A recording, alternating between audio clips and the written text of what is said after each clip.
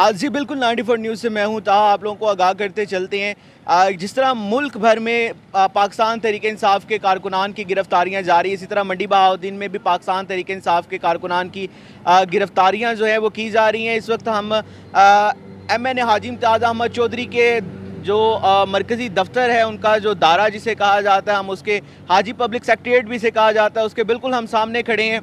और ताज़ा तरीन इतलात के मुताबिक आप लोगों को बताते चलें, आप फुटेज में भी देख सकते हैं कि हाजी इम्तियाज़ अहमद चौधरी को, तारिक महमूद साई को और उनके जो साथी हैं उनको यहाँ से गिरफ़्तार कर लिया गया है।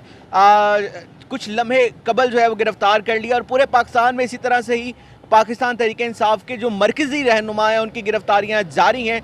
और ये तो अब रात गई पता चलेगा कि वज़ीर-ए-आज़म, साबिक़ वज़ीर-ए-आज़म इमरान खान साहब के जो हकीकी आज़ादी मार्च है उसमें कितने लोग शरीक करते हैं। मंडी बहाउद्दीन के हवाले से अगर आप लोगों को सूरत हाल से आगाह करता चलूँ तो मंडी बहाउद्दीन के दाखिली खारजी रस्ते जो हैं वो इस वक्त मुकम्मल तौर पे ब्लॉक हैं। दफ़ा 144 का नफाज हो चुका है। जगह जगह पर पुलिस जो है वो इस वक्त मौजूद है जी।